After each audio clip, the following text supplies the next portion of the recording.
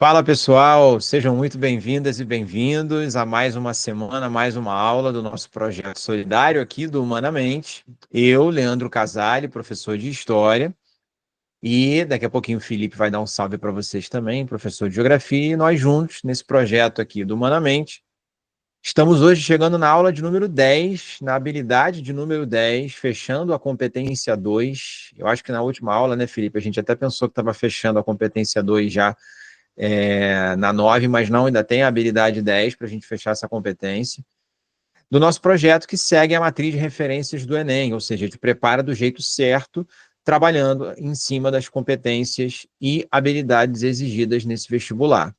Ou seja, aqui você trabalha também o conteúdo, mas ele não é o foco central da nossa aula, né? O conteúdo está articulado com as habilidades e você estuda apenas aquilo que é estratégico, e não aqueles milhões de módulos que os cursinhos tradicionalmente costumam trabalhar. Aqui a preparação é focada para as habilidades e competências, para os conceitos-chave e para os conteúdos que efetivamente aparecem na sua prova. A gente tem aqui uma playlist no nosso canal, caso você esteja chegando agora, seja muito bem-vindo e bem-vinda, né? A gente tem uma playlist com todas as aulas anteriores, e na descrição desse vídeo aqui embaixo, a gente tem a lista que vai ser usada nessa aula, a lista com as questões, com gabarito comentado, e também nós temos um link para o nosso grupo do WhatsApp, que é o nosso plantão de dúvidas, o nosso plantão de notícias também, né? Porque ali a gente manda notícias, conteúdos que são pertinentes, tanto de atualidades como de temas que envolvem, né, a preparação para o Enem. E ali a gente pode ter um contato mais direto com vocês, né? Vocês podem tirar dúvidas, podem discutir questões, a gente está aberto para poder ajudar vocês. O grupo é gratuito, é só você clicar aqui embaixo. E eu e Felipe reforçamos um pedido, a nova meta agora, né? A nossa nova meta. A gente passou dos 200 inscritos aqui no canal, agora a gente quer chegar aos 300 inscritos e a gente conta com a ajuda de vocês para curtir esse vídeo, compartilhar com outros colegas que estão tentando vestibular, para que aqui juntos a gente possa fortalecer sua preparação para entrar na tão sonhada universidade pública. Beleza? Felipe, dá um salve para eles, acho que eu já dei os recados básicos, né? E vamos embora que a gente tem mais uma lista para fazer e mais uma habilidade. Olá, galera, seja bem-vindo, seja bem-vinda. Eu sou o professor Felipe Pérez, professor de Geografia, que está junto com o Casale nesse projeto solidário do Humanamente. Aqui você vai ter aula por habilidades e competências do Enem, focado no que cai, do jeito que vai facilitar você a resolver questões e conseguir lá a tua tão sonhada aprovação. A gente estava até conversando, enquanto a gente preparava essa aula, de que essa habilidade é uma habilidade, assim, vamos dizer que ela tem muita personalidade, né? Porque quando a gente vê uma questão, a gente consegue identificar que ela é uma questão da habilidade 10 ou da habilidade 5 da competência 2, e vocês vão ver isso com a gente, né? A gente aqui vai sempre sinalizar para vocês como você identificaria que essa questão é de determinada habilidade, como você resolveria questões de determinadas habilidades e competências, como o texto te ajuda, como o comando da questão te ajuda, até mesmo a fonte da notícia que vem sendo trazida em algumas questões te ajudam a eliminar uma alternativa ou até a chegar no gabarito. E aqui a gente te ensina, a gente vai preparar você para também conseguir fazer tudo isso. Então, fica com a gente aí para mais essa aula e reforçando o pedido do Casale, se inscreve aí se você não é inscrito. Se você é inscrito, conhece alguém que vai fazer vestibular, manda esse vídeo para ele, manda o nosso canal para que essa pessoa se inscreva também. A gente ficou muito feliz que passamos dos 200 inscritos. A gente quer chegar nos 300 inscritos agora e contamos com você, tá bom? Então, fica com a gente para mais essa aula, para mais essa habilidade que está incrível. Vamos lá, o Leandro vai começar, né? O Casale vai começar fazendo aí com vocês as primeiras questões, falando melhor sobre a habilidade, e depois eu também vou fazer as questões de geografia. E aí, ao longo do nosso bate-papo, a gente vai, né, um complementando a questão do outro, tá bom? Porque aqui a nossa preparação, além de como o Casale falou, não ser modulada, aquele monte de módulo que é colocado para você como se você fosse uma caixa esperando ser depositada ali conteúdos para você ir, né, cheio para o vestibular, preparado. A gente também não faz, a gente faz questões que não são de forma fragmentada, né? A gente tenta sempre trazer para você essa interdisciplinaridade, esse diálogo entre as disciplinas da parte de humanas da prova, tá? Então, fica ligado aí, que a gente vai resolver questões e a gente vai sempre complementando a questão do outro, tá bom? Então, vou passar a bola para o Leandro aqui para ele começar e a gente vai para mais uma aula do nosso projeto, tá bom? Fala aí, Casale. Vambora, pessoal, vambora. Estou abrindo aqui o iPad para projetar para vocês. Beleza? Vai aparecer aí na tela para a gente poder seguir com mais uma semaninha. Achei engraçado me chamar de Leandro, né? Eu perdi até o costume, cara, porque eu acho que quem me chama de Leandro geralmente é só na minha família. Assim, minha mãe, minha Cara, avó, eu não né? sei por que também, eu não sei por que também, não sei se foi porque eu olhei ali embaixo o nome, Leandro Casale, e aí falei, né, saiu. Mas desculpa, cara, não vou fazer mais isso não.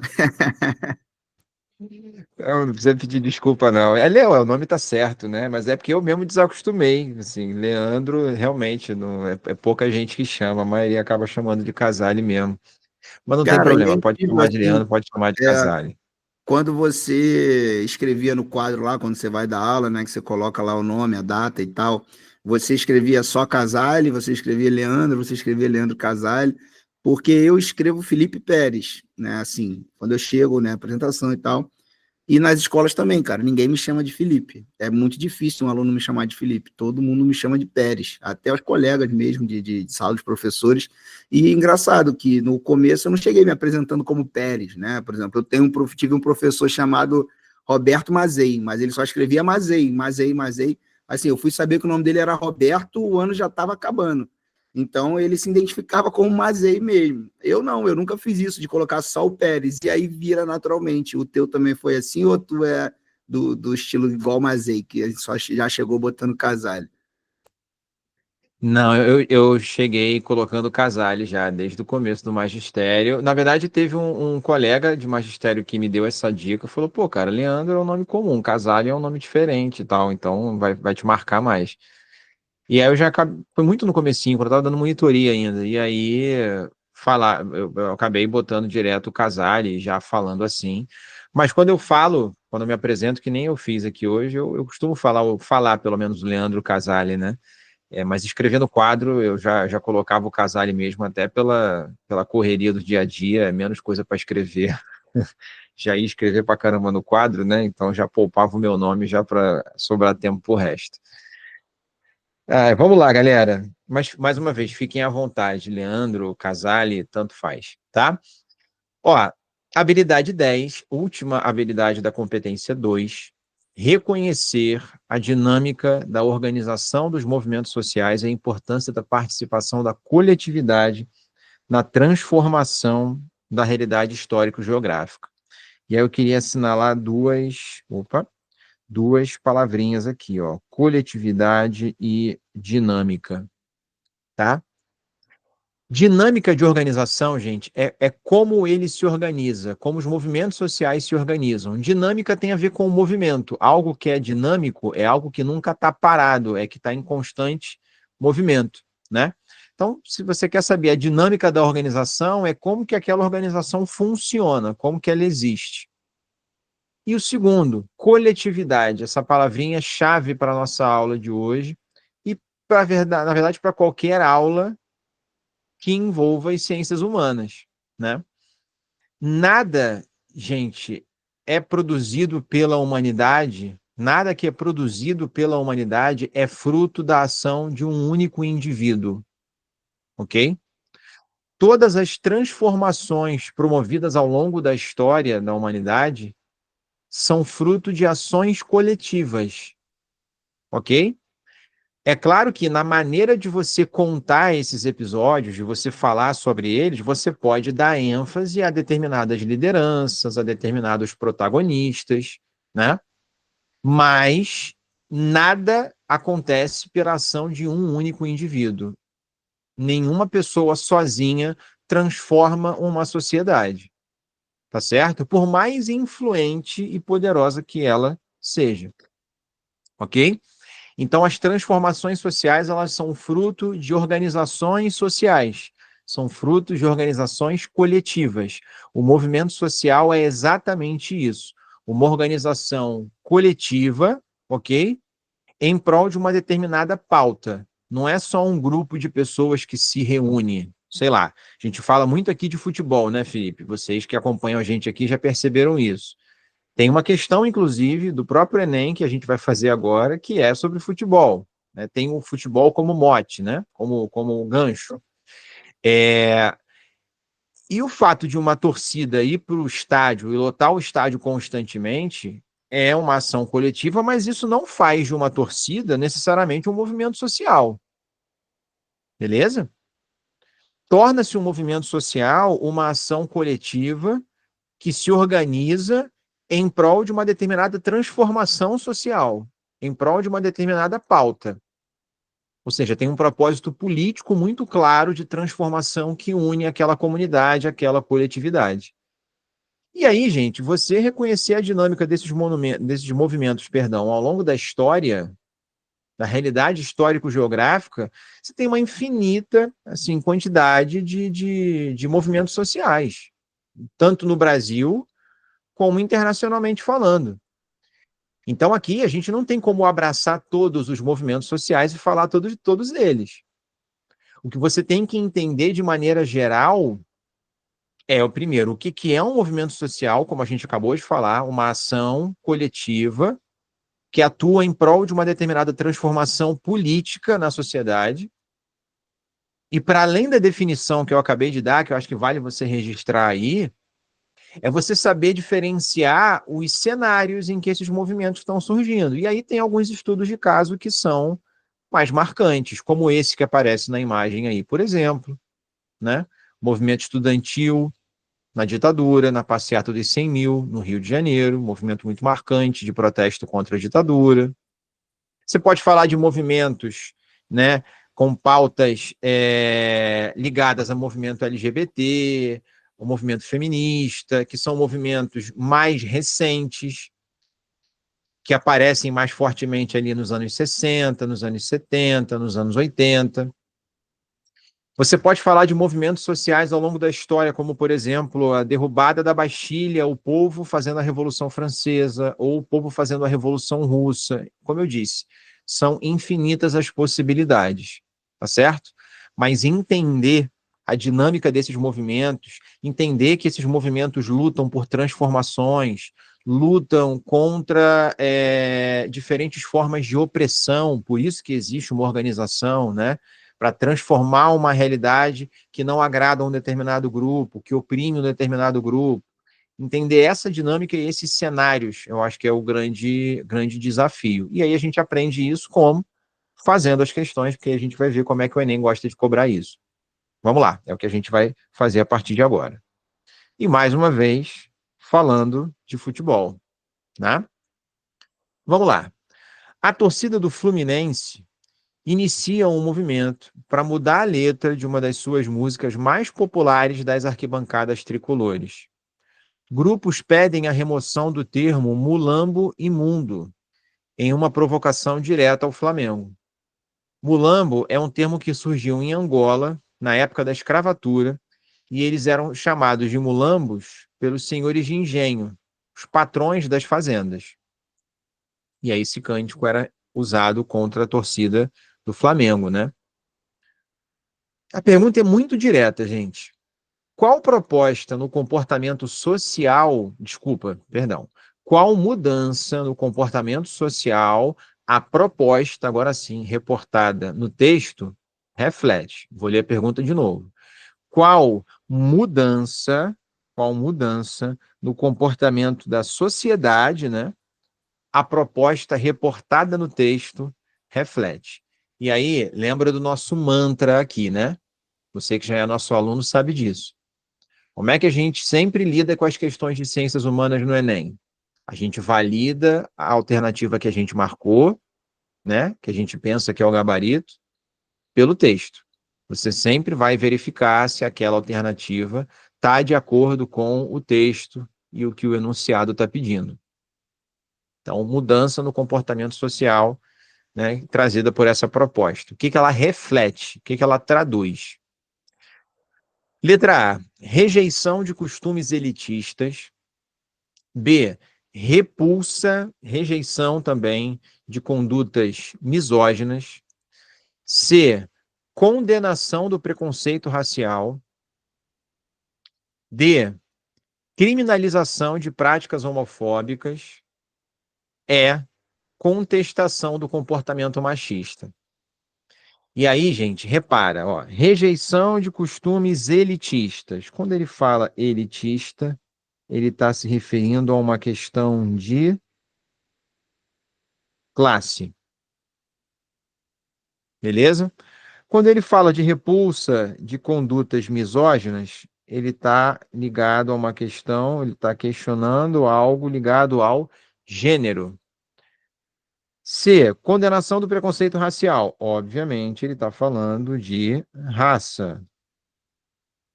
D, quando ele fala de homofobia, ele está falando também de questão de gênero. E quando ele fala de machismo, ele também está falando de questão de gênero. Ok? Esses conceitos, raça, classe, gênero, né, essas pautas, elas atravessam movimentos sociais, especialmente movimentos que são muito atuantes, né? São muito fortes nos dias de hoje, dentro e fora do Brasil. Então, quando você fala de questão de gênero, você está se referindo ao movimento feminista, pautas de gênero, a questões homofóbicas também, então você está falando de movimento LGBT. Quando você fala de elitismo, aí sim, já tem um recorte mais de classe social, conflitos de classes sociais, ricos, pobres, elites, trabalhadores. Machismo também questão de gênero. Então, essas são questões que aparecem em movimentos sociais historicamente e que ficam mais evidentes, especialmente em movimentos contemporâneos, movimentos sociais recentes. Tá? E aí, voltamos ao texto. Vamos lá. O termo mulambo imundo, que está sendo colocado em xeque, e ele fala que é um termo que surgiu em Angola na época, olha aqui, da escravatura. E eles eram chamados de mulambos pelos senhores de engenho.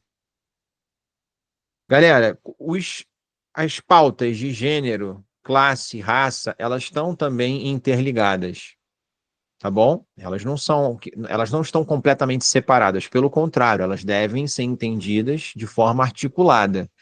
Isso, inclusive, é uma perspectiva, né, de estudo que a gente chama de interseccionalidade. Parece um palavrão, né?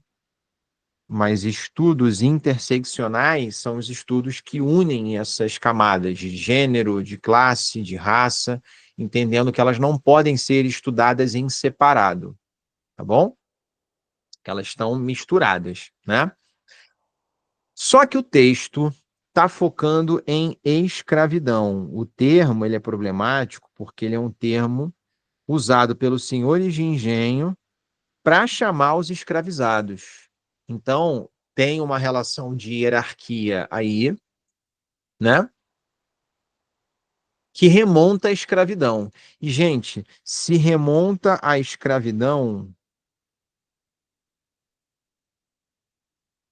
remete ao racismo.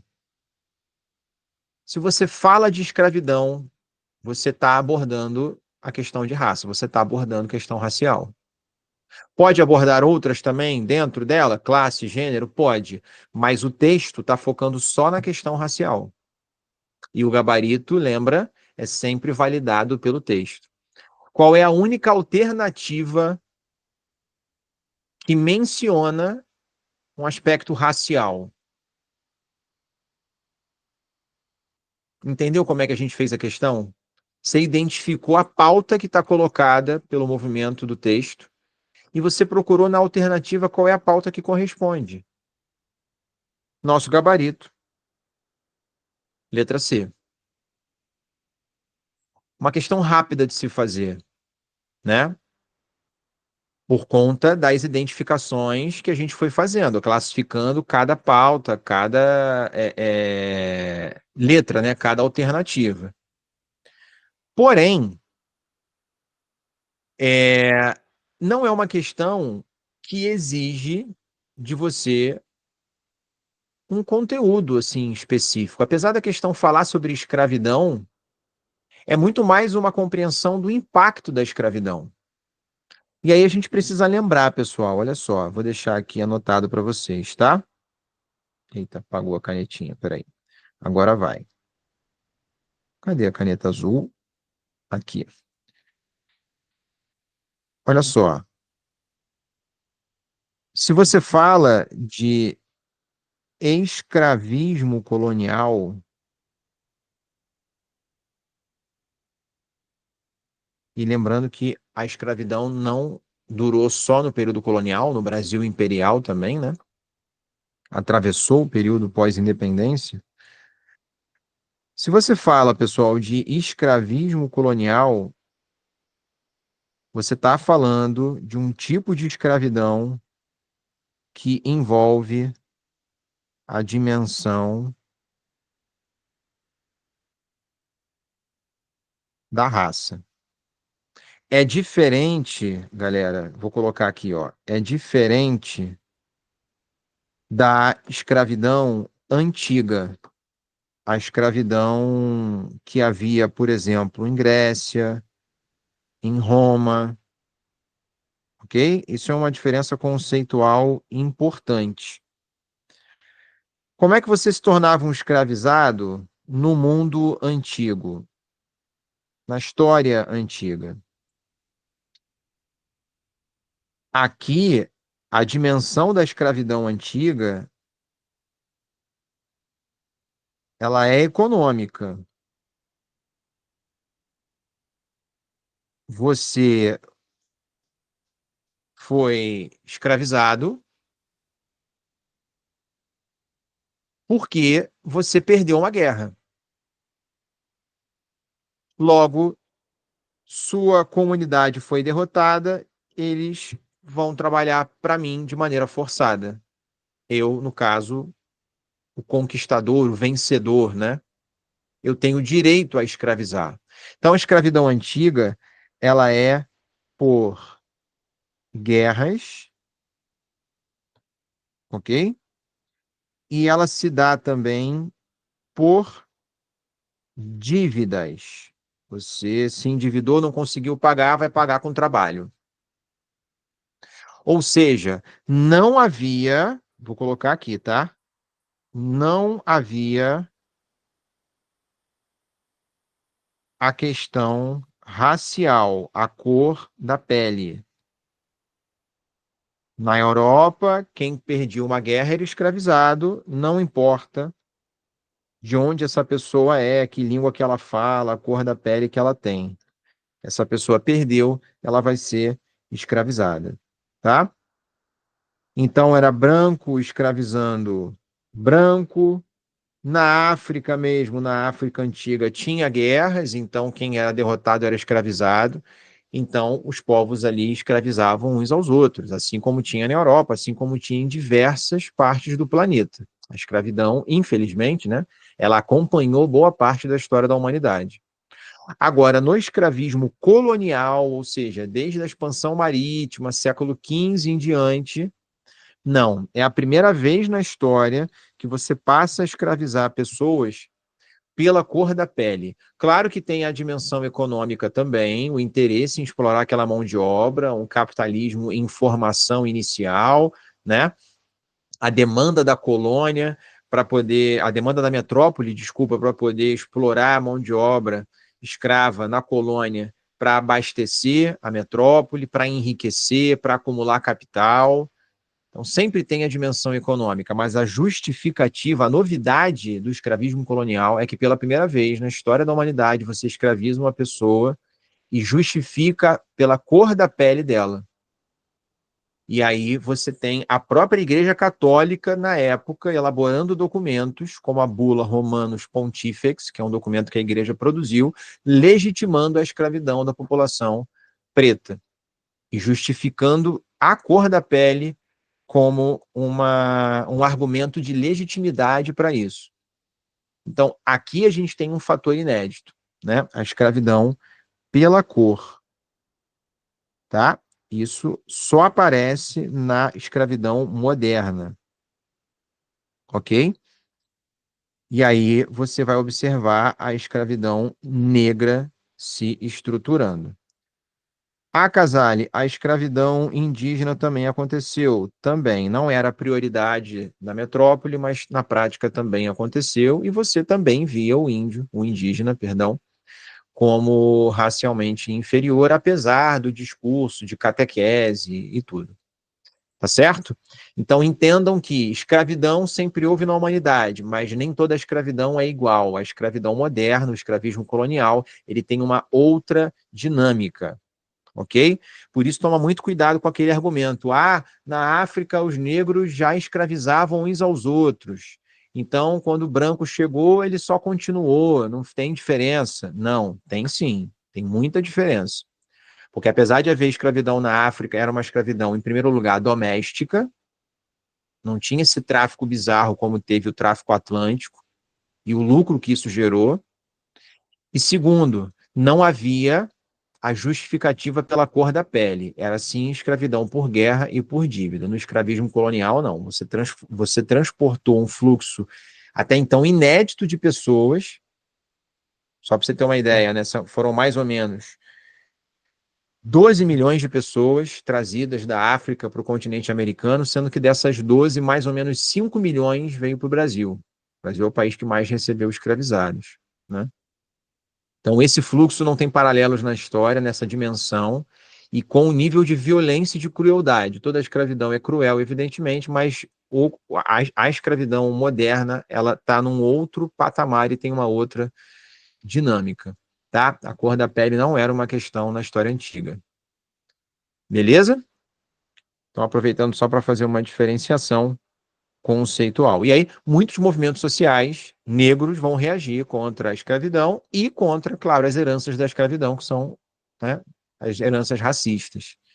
E a gente tem vários exemplos na história. O próprio movimento negro de 78, de 1978, nascido oficialmente em 1978, né, na própria época da ditadura, é um exemplo disso, mas várias outras formas de resistência de movimentos sociais da população negra a gente consegue observar na história do Brasil.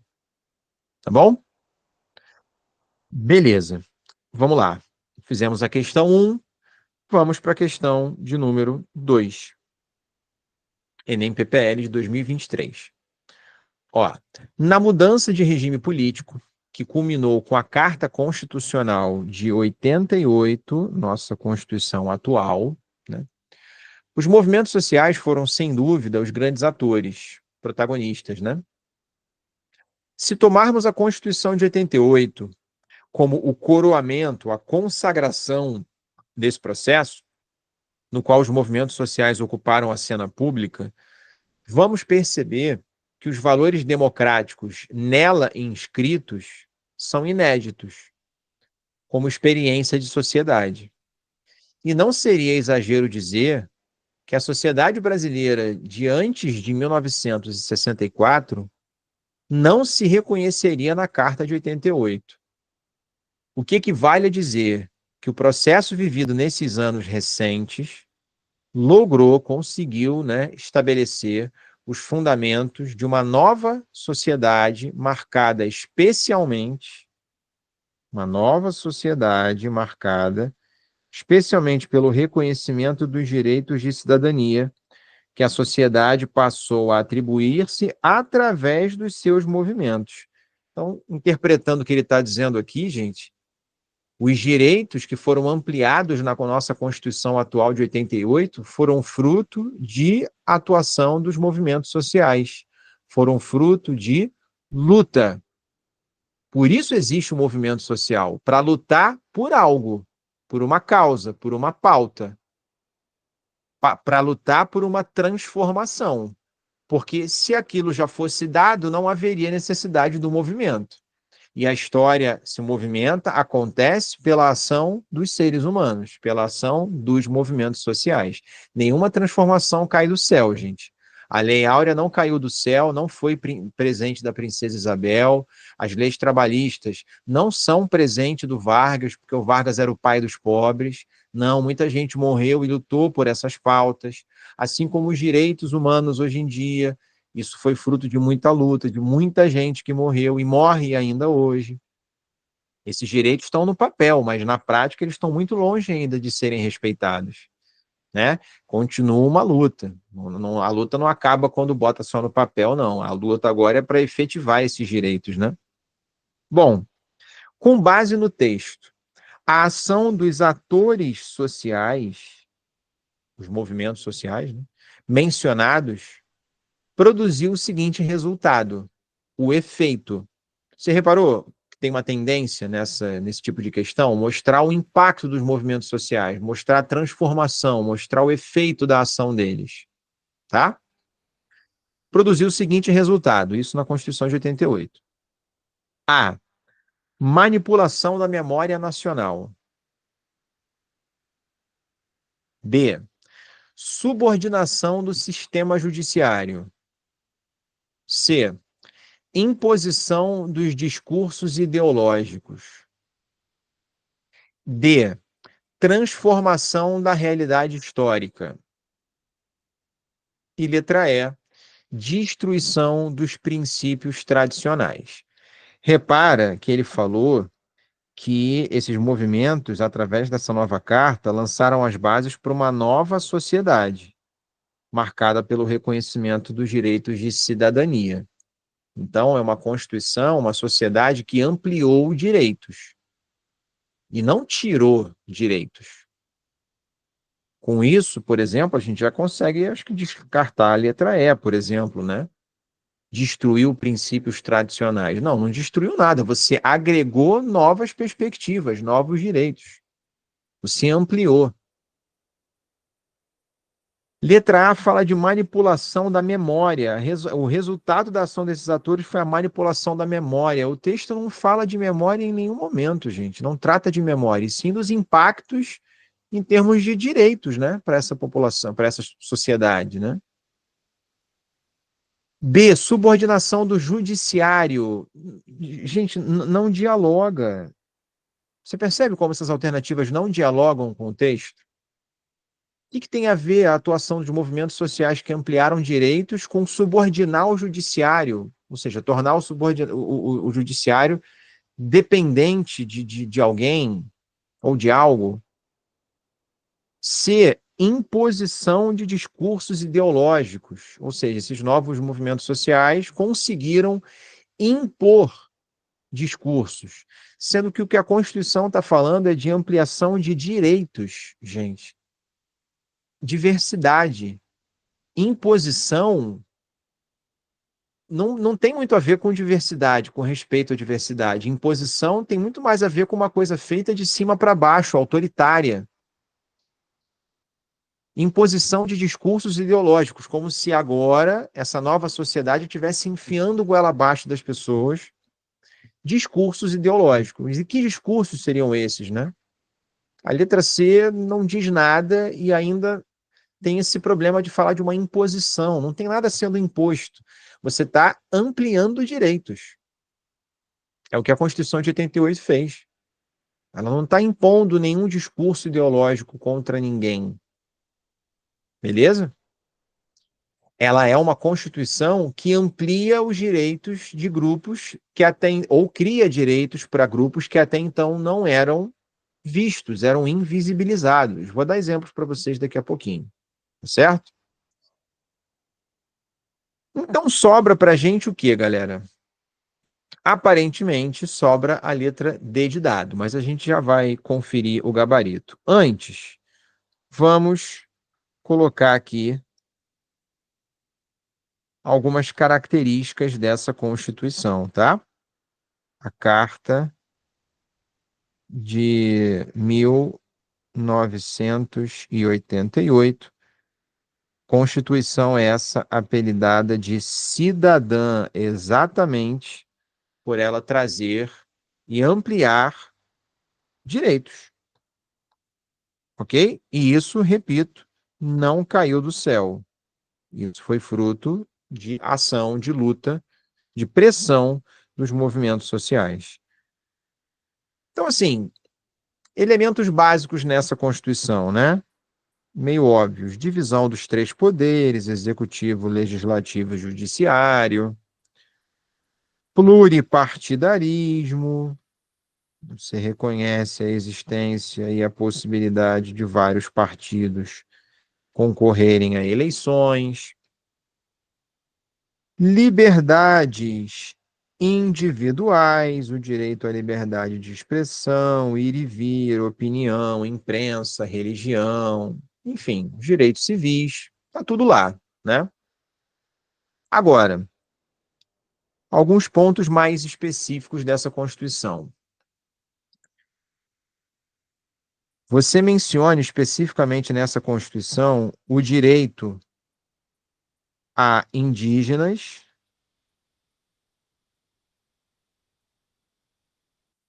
e comunidades quilombolas, o direito à terra. E aí caberia ao governo fazer a demarcação das terras e formalizar, né, o reconhecimento dessas terras como de direito dos povos indígenas e povos de descendentes de quilombolas. Isso é algo mencionado na Constituição e é uma luta, ó, até hoje para que isso seja aplicado, a luta pela demarcação. Então, repara que não adianta estar no papel, né? A luta para efetivação é uma outra luta. Você botou no papel e agora a luta para que seja efetivado, tá? Outro ponto importante, outra novidade dessa Constituição: o voto para analfabetos. Historicamente, as várias constituições que o Brasil já teve, foram 7 no total, galera. Em geral, o analfabeto não votava.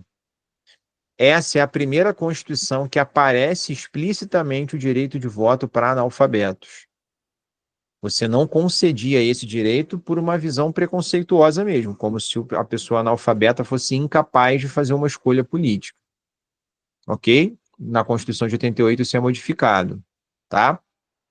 Só teve uma Constituição na história do Brasil que não mencionava claramente que analfabeto podia votar, mas estava implícito, porque não falava nada, não exigia alfabetização, que é a primeira, a Constituição do Império, de 1824. Essa não falava que o voto era para pessoas alfabetizadas, falava que o voto era censitário, né? Ou seja, tinha que comprovar renda para votar, mas não dizia que tinha que ser para alfabetizados, não. Tá bom? Então, essa é uma outra novidade. Outro ponto importante nessa Constituição, outra novidade: criação de um órgão que seria um órgão de fiscalização para representar o povo contra qualquer tipo de arbitrariedade do Estado, né? A função do Ministério Público seria essa: investigar e processar, né, o Estado contra qualquer tipo de abuso de poder e tal. Só que na prática, o Ministério Público é importante, sem dúvida, só que a gente sabe que na prática, muitas das vezes, o Ministério Público não cumpre esse papel, né? Falha, acaba estando muito mais ao lado do Estado, em diferentes situações e contra o próprio cidadão. Mas ele existe, ele é importante, a sua atuação é que, em alguns aspectos, claro, deve ser repensada e corrigida, porque também acaba sendo alvo de corrupção, né? Mas a proposta do Ministério Público seria basicamente essa. Então, assim, galera, essa Constituição, ela amplia vários direitos, né? Você tem ampliação de direitos trabalhistas, ampliação de direitos trabalhistas, licença maternidade, licença paternidade. E fora, galera, as mudanças que aconteceram depois na Constituição, né? Na lei, porque governos podem fazer projetos de emenda constitucional, as PECs. E aí a gente vê avanços nos direitos de minorias, como, por exemplo, Lei Maria da Penha, como, por exemplo, ai, gente, fugiu a palavra agora, feminicídio, especificar, né? Tipificar um crime contra a mulher como crime de feminicídio, direitos civis envolvendo a população LGBT, e isso é algo que está em disputa, porque tem uma parte da sociedade que reage contra esses direitos, que se organiza contra essas pautas, e isso é uma disputa que, obviamente, pode fazer avançar por um lado, pode fazer regredir por outro, a ver, assim, cada caso, né, a depender de cada sociedade, de cada caso. Mas a gente observa hoje, de maneira geral, que em vários países existe uma reação contra esses direitos das minorias. Não é à toa a gente tem crescimento de grupos de extrema-direita, né? Então, esses direitos foram consagrados na Constituição, isso não significa dizer que eles vão estar eternamente presentes ali ou que vão ser respeitados na prática, tá? Entre estar no papel e aquele respeito e aquele direito ser respeitado efetivamente, tem uma longa distância. Se eu não me engano, era a própria Simone de Beauvoir que falava isso, né? Que os direitos das mulheres precisam estar, por exemplo, né, das mulheres, constantemente em vigília, você precisa estar constantemente em luta, porque a qualquer momento eles podem ser retirados. E isso a gente observou com as leis trabalhistas, né, com reformas que tiram direitos trabalhistas, como foi no Brasil na época do Fernando Henrique Cardoso, como veio recentemente nos últimos anos com a reforma trabalhista. Então, esses direitos, eles não são como é que eu digo, não são implementados de maneira infinita, né, eterna, e estarão sempre assegurados. Não, eles são fruto de disputas, tá? E os movimentos sociais cumprem esse papel, tá bom? Por isso eles são fundamentais para qualquer sociedade, para qualquer transformação. Beleza, gente? Nosso gabarito, portanto, letra D de dado. Esses movimentos produziram o seguinte resultado, né? Com base no texto, a ação dos atores sociais mencionados produziu o seguinte resultado: transformação da realidade histórica. Sim, porque ele falou aqui, ó, logrou estabelecer fundamentos de uma nova sociedade. Ele já está dizendo que uma nova sociedade foi formada, em que os direitos foram ampliados. Ele já está contando que isso aconteceu, ok? Dessa forma, houve uma transformação. E a gente também conseguiu eliminar as outras alternativas, tá certo? Se você teve alguma dúvida, pode comentar aqui embaixo nesse vídeo, ou você pode mandar sua pergunta lá para a gente no nosso grupo do WhatsApp, seja sobre essa questão, sobre as questões anteriores ou de outros materiais, não tem problema. O nosso grupo é para isso, tá? Entra lá no nosso plantão de dúvidas, é gratuito, beleza? E chama uma galera para entrar com você também, para curtir o nosso vídeo, comentar, se inscrever no nosso canal, receber as nossas aulas semanais, toda quarta-feira sobe vídeo. E se você está assistindo essa aula, pega o seu celular agora, faz um story aí, ó. Diz que está assistindo a gente, marca o nosso perfil lá no Instagram, @humanamente.enem, marca o nosso Instagram pessoal também, né, @gelcomperes, o do Felipe, @professor Casale, que é o meu, e a gente sempre recompartilha e agradece pra caramba a divulgação de vocês, tá? Vou passar a bola para o Felipe agora, que ele vai trazer algumas questões que são mais pertinentes à geografia, e eu continuo aqui para dar os meus pitacos, tá? Se quiser também comentar, Felipe, fica à vontade aí sobre essa questão ou anterior, tá bom? Bom, então, chegamos aqui na questão de número 4, né? De Seattle a Porto Alegre, contra-movimentos espontâneos estariam emergindo, ou seja, surgindo, crescendo, pragmaticamente na esteira da nova onda de mercantilização causada pela globalização. Então, repara que aqui a gente tem alguns conceitos, né? Ó, mercantilização, globalização.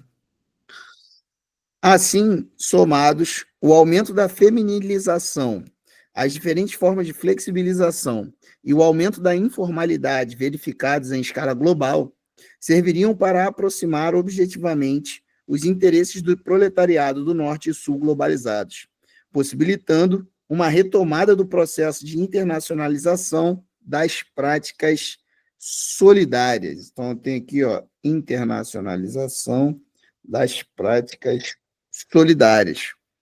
Aí, aqui, né, esse foi um trecho retirado do livro A Rebeldia do Precariado, Trabalho e Neoliberalismo no Sul Global, né, no Sul Global.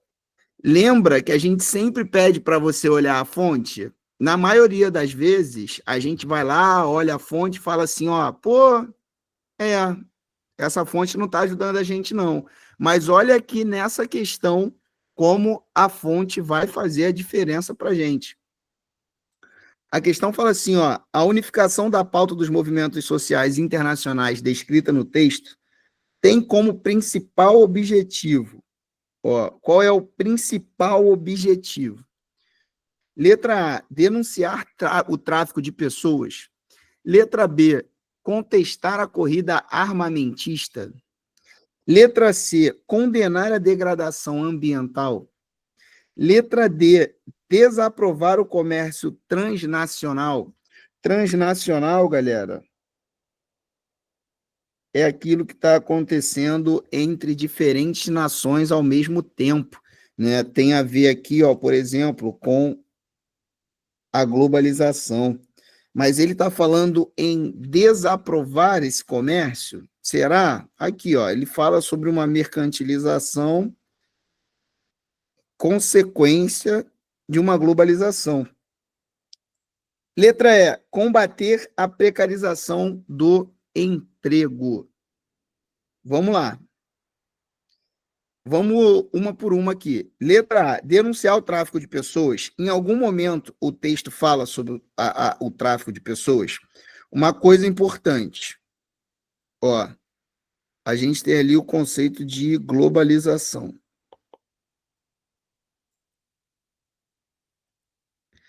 A globalização, ela tem a ver com o aumento da integração, o aumento da circulação de produtos, de pessoas, de informação entre as mais diversas partes do globo, tudo bem? Então é muito comum, galera, que a globalização ela seja muito pensada, muito atrelada ao fato da gente conseguir, por exemplo, estar transmitindo essa aula, estar gravando essa aula.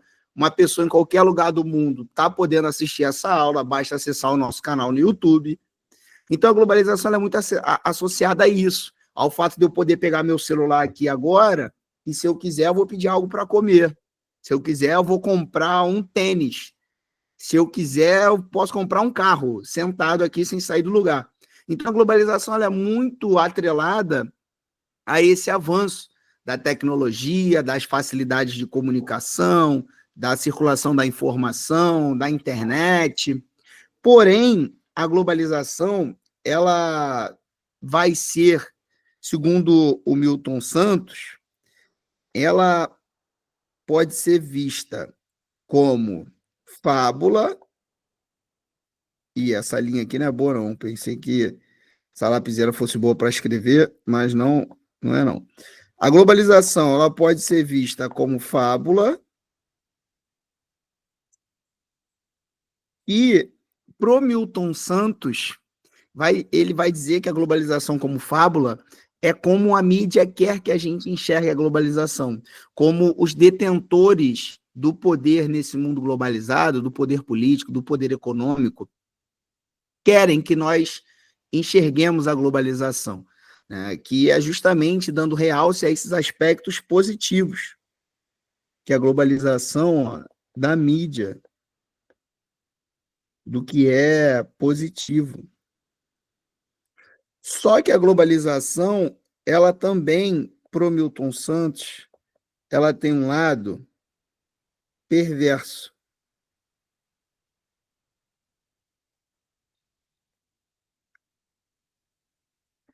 que é a perversidade. O que o Milton Santos chama de globalização como perversidade? A perversidade da globalização está principalmente na desigualdade. Primeiro, na desigualdade socioeconômica, que aumentou conforme a globalização se intensificou, conforme as fases da globalização passaram, a desigualdade social ela aumentou. E segundo, que a perversidade está no fato de que a globalização, o lado da fábula ali, ele não acontece ao mesmo tempo, da mesma forma, para todos os cantos do mundo, para todas as pessoas, para todos os países. Eu falei que existe a possibilidade de eu pegar um celular agora e comprar um carro. Mas essa possibilidade existe para quem tem dinheiro no banco para fazer isso. Eu mesmo falei brincando que eu posso, né? Eu posso entrar no site que vende o carro. Agora, comprar o carro eu não posso. Tem gente que não vai ter nem o celular. Tem gente que não vai ter a internet. Então, a globalização ela traz os benefícios, mas esses benefícios não são para todos. E a perversidade está aí, nessa desigualdade, na desigualdade do acesso, na desigualdade econômica. Galera, a gente tem países africanos que são grandes reservas dos minerais essenciais para a fabricação de smartphones. E nesses países, a gente tem lá a explosão de várias partes do relevo para se conseguir esses minerais. Esses minerais são usados para a fabricação do smartphone. A população local ali, ela mesma, na maioria das vezes, não vai ter acesso a esse smartphone. Para ela vai ficar o desastre ambiental, para ela vai ficar a poluição, para ela vai ficar a exploração da mão de obra. Vídeo que aconteceu no Brasil, por exemplo, lá em Mariana, por exemplo, em Brumadinho. A Vale é uma das maiores mineradoras do mundo. E para as pessoas daquela cidade ali, o que a Vale deixou? Destruição, contaminação, morte. Ah, então os minerais da Vale eles estão aí por todos os cantos do mundo. A Vale está faturando bilhões ano após ano. Mas a comunidade local ali não significa que ela está tendo acesso a tudo que a Vale tem ou que a Vale pode providenciar. Tudo bem? Então, a globalização ela tem esse lado perverso. E por que eu estou falando isso nessa questão aqui? Porque, por exemplo, o tráfico de pessoas ele é uma das possibilidades num mundo globalizado. Como você consegue se comunicar rápido com pessoas em qualquer lugar do mundo, como os meios de transporte são extremamente rápidos, como a gente tem hoje a possibilidade da propagação de fake news cada vez mais rápido, acaba sendo mais fácil você cometer esse crime do tráfico de pessoas hoje do que há alguns anos atrás. Então, a globalização, esse avanço da tecnologia, da integração que a gente está falando, ele também pode servir para essa perversidade aqui, ó. Mas é disso que o texto está falando. Está falando aqui, por exemplo, ó, das diferentes formas de flexibilização e o aumento da informalidade. Então, está falando aqui de quê? De mercado de trabalho. Não está falando de tráfico de pessoas, não está falando de corrida armamentista. Aqui o texto em nenhum momento fala sobre a questão de produção de armamentos a nível global, nada. Nem de conflito o texto está falando. Condenar a degradação ambiental. Esse é o principal objetivo do texto, galera. Mais uma vez, a gente volta aqui, ó. O texto está falando de diferentes formas da flexibilização e do aumento da informalidade verificada em escala global, que serviram para aproximar objetivamente os interesses do proletariado do Norte e do Sul. Então, ele está falando da classe trabalhadora, ó, mais uma expressão que se refere aos trabalhadores. Então, não é um texto que fala, que denuncia a questão ambiental. Não temos no texto também nada falando sobre a desaprovação de um comércio internacional. Fala que ele existe aqui, ó. que a mercantilização ela está cada vez mais nessa nova onda da globalização, mas não fala em reprovação dessa mercantilização, não tem essa desaprovação aqui, beleza?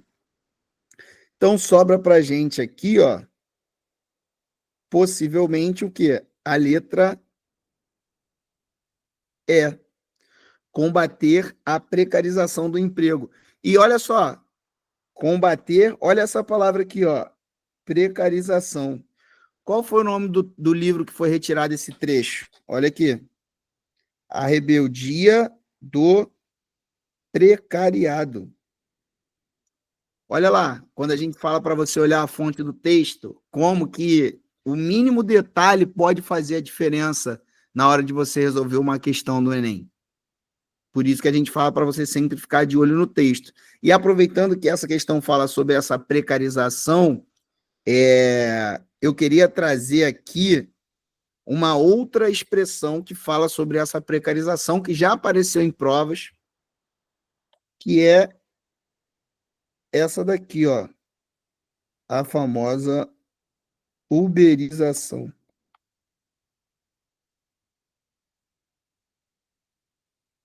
do trabalho.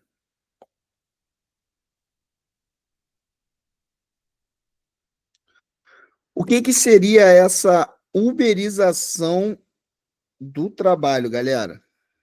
Claro, isso é um termo que foi criado, inspirado em um dos maiores aplicativos de transporte, né, de pessoas e agora também até de produtos do mundo, que é a Uber, e ele faz referência ao modelo de trabalho que a Uber oferece aos seus filiados. Você possivelmente já ouviu pessoas falando bem, pessoas que trabalham na Uber, né? Falando bem e falando mal, falando aspectos positivos e aspectos negativos. Mas o que seria essa generalização, essa uberização do trabalho? Por que esse termo surgiu? Galera, então, essa ideia do trabalho vinculado a um aplicativo, ele vende essa questão, essa ideia da liberdade. Porque, para muitas pessoas, é vendido a ideia de que ela é o próprio patrão. Pessoal, só que qual é a grande questão aí? A grande questão é que quando você é o patrão, você pode optar por não estar na sua empresa, você pode não estar trabalhando, mas a sua empresa vai estar funcionando, né? Alguém vai estar lá trabalhando e o seu capital vai continuar girando, a sua empresa vai continuar produzindo. Quando você trabalha vinculado a um aplicativo, se você não trabalhar, se você não estiver na rua trabalhando, fazendo a entrega, circulando com passageiro, você ganha? Não. Então, não é que você é o seu patrão, porque o patrão ele ganha até quando ele não vai para o trabalho. Alguém está lá trabalhando para ele. Você depende de estar com a sua força de trabalho fazendo corridas para poder ganhar o dinheiro. E esse termo uberização, ele ganhou muito espaço porque o que foi muito notado a partir da Uber passou a ser uma prática utilizada por várias outras empresas.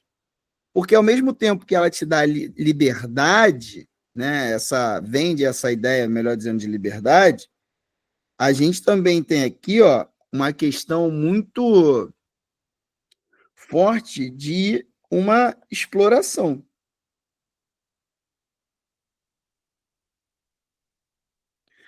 Por que uma exploração? Porque você trabalha 12 horas por dia, 16 horas por dia, e muitas vezes o aplicativo ele faz o quê? Ele retira a maior parte da fatia ali da corrida que você vai fazer. O passageiro está pagando R$100 na corrida, você não está recebendo nem a metade. O aplicativo, eu já conversei com pessoas que falam que não tem nenhuma cobrança fixa, que às vezes o aplicativo tira 20%, às vezes 30%, às vezes 50%. Então, tem uma exploração ali. Em contrapartida, vou colocar aqui uma outra coisa que a galera destaca como positivo, é o fato de você ter uma renda flexível. Isso pode ser para o bem ou para o mal, né? Porque se você rodar 7 dias na semana, 20 horas por dia, você vai ter uma renda possivelmente alta, maior, do que se você rodar 10 horas, 5 dias na semana. Então, a sua renda é flexível, né? Tanto para o bem quanto para o mal. Mas a galera defende isso como um ponto positivo. Um outro aspecto negativo que eu queria colocar aqui, galera, é que você não tem qualquer garantia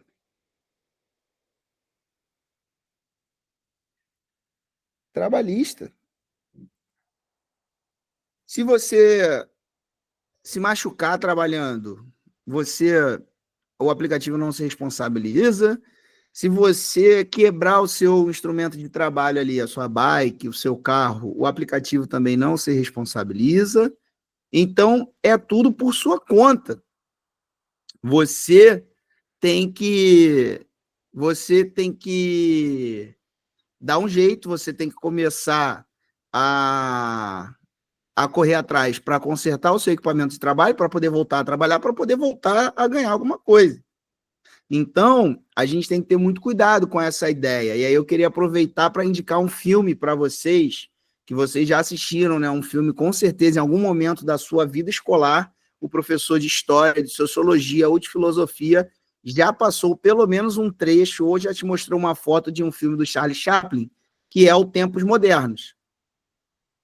Né? E que tem aquela cena clássica, que ele para espirrar, a esteira acelera, e no que ele discute com um colega de trabalho, a peça vai embora, ele vai na esteira, entra na máquina. Você já viu isso? Tem um filme italiano até, que foi lançado, chamado Tempos Supermodernos, inspirado no nome ali, né? Mas que fala sobre essa relação uberizada do trabalho. A história do filme conta, o cara ele criou um aplicativo, uma IA, que fazia o trabalho dele. Um belo dia a empresa falou, cara, muito obrigado pela sua invenção, realmente, agora eu não preciso nem de você mais. Mandou o cara embora, e aí ele vai, né, sem conseguir achar emprego imediatamente, ele se cadastra num aplicativo para poder se manter. E aí ele vai para o filme e vai mostrando, né, tudo que ele precisa passar ali, dia após dia, vale muito a pena. Tempos Supermodernos é o nome, tá? Então, essa precarização do trabalho, essa uberização, né, ela é a nível global. Por isso tem essa perversidade da globalização aí, porque a gente tem uma maior integração, uma maior circulação dos aspectos das coisas boas, vamos dizer assim, mas também das coisas ruins, né? Como que, né, aproveitando que o Casale está lá do outro lado do Atlântico, e para perguntar para ele como é que a galera vê aí, Casale, como é que você possivelmente já andou aí, né? Quando eu fui a Portugal lá, não sei como é que é aí, mas lá o pessoal usava um aplicativo chamado Bolt, que era o que faz o mesmo trabalho da Uber e tal, mas era um aplicativo mais usado lá. Você possivelmente já pegou, né, carro por aplicativo aí, e como que a galera trata isso? Assim, a galera tem mais essa postura do tipo, sou meu próprio patrão, é uma maravilha, muito melhor do que carteira assinada e tal, ou a galera reclama mais, né? Como é que você sente essa relação da galera que trabalha por aplicativo aí? Bom, gente, assim, primeira coisa a gente está falando aqui de um fenômeno que tem tudo a ver com o aprofundamento do neoliberalismo, né? Especialmente depois do final da Guerra Fria, ali ao longo dos anos 90 em diante, e a uberização é reflexo disso. Aqui, ao contrário do que você falou, cara, eu usei aplicativos pouquíssimas vezes. Primeiro, porque é muito caro mesmo. Segundo, eu moro mais afastado, eu não moro no centro de Barcelona, então aqui onde eu vivo nem tem, é só em Barcelona mesmo que você encontra. E é muito mais Cabify, eu acho, do que a Uber. Mas quem manda mesmo em transporte é táxi, cara. O sindicato dos taxistas é muito forte e esses sistemas de aplicativo, né, de transporte, eles não são tão difundidos quanto me parece no Brasil, não. Eu posso falar com pouquíssima propriedade, cara, porque eu peguei raríssimas vezes. Não é uma parada acessível, não é barato, é caríssimo. O transporte público aqui funciona muito bem, né, cara? Então é outra realidade. É diferente do Brasil, onde o transporte público é muito precarizado. Tudo, pessoal, que acontece onde houve colonização, onde é periferia do capitalismo, é sempre pior. Então, tem transporte público aqui, tem problemas? Claro que tem, mas os problemas daqui não se comparam com os problemas, obviamente, do Brasil, né? Então, tem questões, mas se você vive em Barcelona, você nem precisa de Uber, cara. Tem muito táxi, assim, você não precisa nem pedir por aplicativo, você espera na rua, em alguns segundos vai passar algum, assim, é uma quantidade infinita de táxis. O sindicato deles é muito forte, me parece que eles tentam barrar a entrada desses aplicativos. E o metrô funciona muito bem, te leva para todos os cantos. Quem vive mais afastado, como eu, é que tem mais dificuldade, porque depende muito do trem. Aí o trem aqui é realmente muito ruim, de fato é muito ruim. E nem tem, cara, aplicativo. Até táxi. Para conseguir táxi aqui, você tem que ligar antes e marcar. Você não consegue. É um problema quem mora afastado. Caraca, mano. Pô, essa parada de ligar para marcar o táxi aí é tenso, né? Eu lembro que, Doideira, né? Como é que você vai prever uma emergência, por exemplo? pô, Difícil, né? não é. Cara, assim, vou confessar uma coisa para vocês, né? Já que vocês estão com a gente aqui até agora e tal. Mas quando eu era um jovem, que eu tinha alegria nas pernas, né? Que eu, pô, frequentava lugares como a Via Show, o Barra Music. Cara, eu precisava, tinha uma companhia de táxi aqui, né, onde eu moro, e eu fazia isso, ligava para agendar o táxi. Falava assim, olha, vou sair 10h30 da noite. E aí o táxi, né, vinha e tal. Mas hoje em dia isso é uma realidade completamente diferente. Acredito que aí os problemas no metrô, no trem, não seja ninguém roubando os cabos, né, de energia para poder aí desatiar, né? Esse problema não tem, né? Tá tendo tiroteio em Manguinhos e aí fechou o metrô, algumas estações ficam sem funcionar, né? Esse tipo de problema não tem. Mas eu passei um problema com o trem aí, quando eu fui também, que foi cancelado o último trem e ninguém avisou, né? E aí não tinha mais trem, né? Para ir embora foi um perrengue, foi brabo. Não, o trem não é o trem que a gente fala, gente, de passagem de trem de um país para outro, uma cidade para outra, não. A gente está falando de um trem tipo interregional, sabe? Tipo uma supervia, comparando com o Rio de Janeiro. Trem A urbano mesmo. supervia é melhor. A supervia é melhor, pra você ter uma ideia. O trem aqui é terrível, terrível. E só tem trem, você não tem nem ônibus. Se o trem quebra, acabou, você não se desloca mais. Eles não têm Cara, ônibus de dia aqui. É só ônibus de madrugada. Doideira. doideira mesmo. Mas, ó, vamos lá para a próxima questão, para a gente finalizar aqui a nossa aula. A comunidade de Mumbuca, em Minas Gerais, tem uma organização coletiva de tal forma expressiva que coopera para o abastecimento de mantimentos na cidade do Jequitinhonha.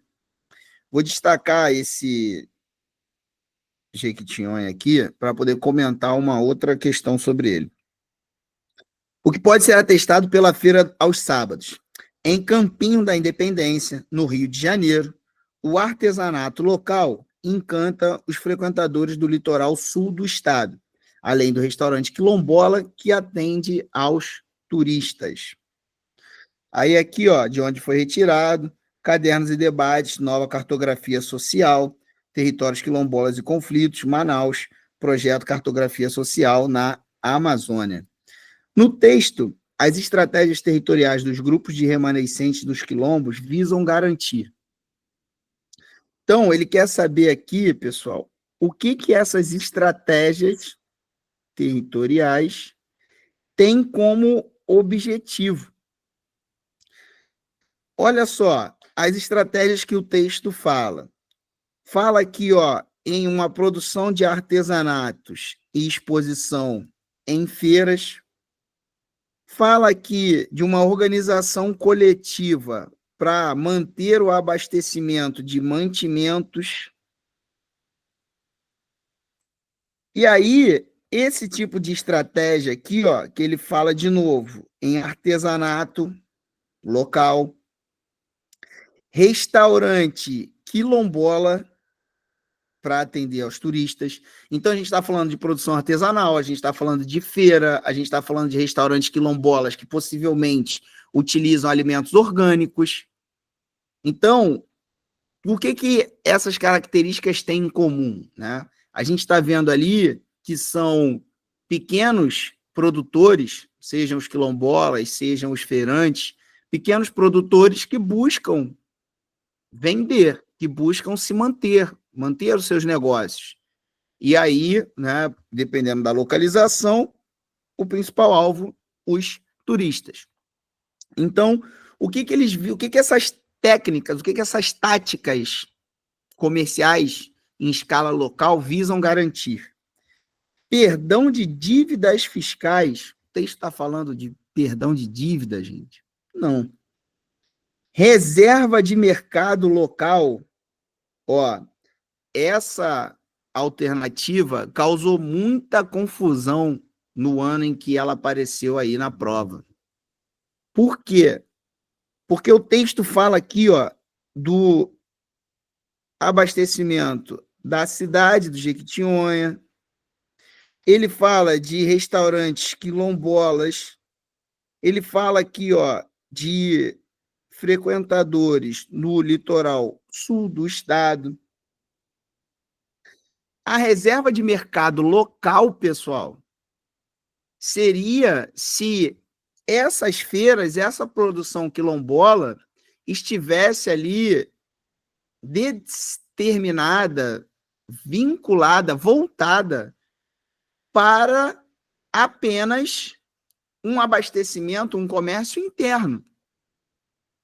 Quando, na verdade, o tempo inteiro, o texto está falando aqui, ó. Por exemplo, os restaurantes quilombolas visam os turistas. Então, não é uma reserva de mercado local. Essas práticas é justamente para um mercado que está vindo de fora. É para quem vem visitar a feira, é para o turista, é para quem vem de uma outra cidade. A própria produção aqui, ó, para a cidade vizinha do Jequitinhonha. Então, não é o mercado local. E esse é o erro dessa letra B. Foi o que deixou muita gente em dúvida quando ela caiu. C. Inserção na economia regional. Essa me parece boa, porque já está falando, ó, da região como um todo, e não apenas do local onde ele se encontra. Essa é a grande diferença da letra B para a letra C. Letra D, protecionismo comercial tarifário. Protecionismo são tarifas. O texto está falando em algum momento aqui sobre tarifas, galera. Não, pelo contrário, está falando aqui, ó, que visa encantar os frequentadores. Tarifa não encanta ninguém, né? Ninguém gosta de pagar tarifa. Então, ó. E letra E, benefícios assistenciais públicos.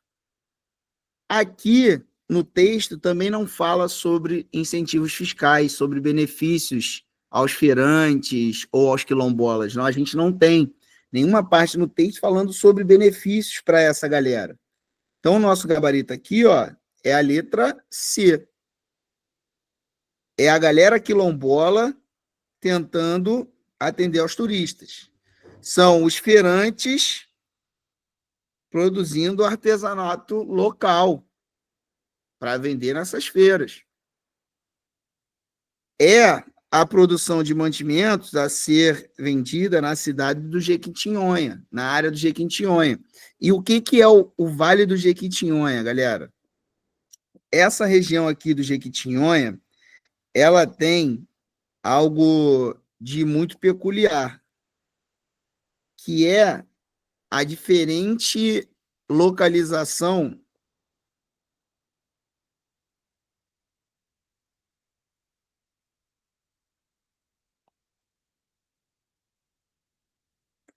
essa região do Jequitinhonha, ela, quando a gente olha, a localização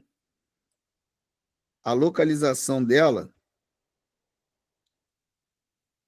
a localização é no estado de Minas, beleza? Só que quando a gente faz aquela regionalização do Brasil geoeconômica, que a gente vai ter características econômicas sendo fundamentais para fazer a divisão do Brasil naquelas 3 macro-regiões, Nordeste, Amazônia e Centro-Sul, o Vale do Jequitinhonha ele vai entrar no Nordeste. Por quê? Porque na regionalização do IBGE, que ela faz parte de Minas Gerais, a gente tem apenas os critérios políticos administrativos. Então, está localizado ali na região do estado de Minas, é Minas. Quando a gente vai para a regionalização geoeconômica, a gente trata características econômicas, trata características socioeconômicas. Então, PIB, IDH, qual é a principal fonte de renda dessa cidade. E aí o Vale do Jequitinhonha, ele vai passar a ser uma área do Nordeste na regionalização geoeconômica. Então, ele é do Nordeste geoeconômico e ele é de Minas Gerais na regionalização do IBGE. Beleza? Bom, então, galera, ó, vocês vão ficar com uma questão aí de dever de casa. Aproveita, entra lá no nosso grupo para tirar dúvida. Lembrando que essa questão ela vai estar com gabarito simulado, ó, com gabarito comentado, tudo certinho para você. Mas entra lá no nosso grupo, tira a dúvida diretamente com a gente.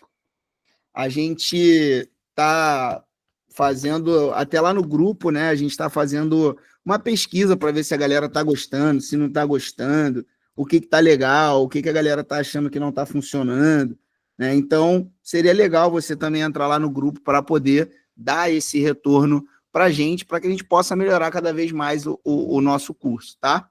Então, por hoje foi isso. Espero que tenham gostado. Vou me despedindo por aqui.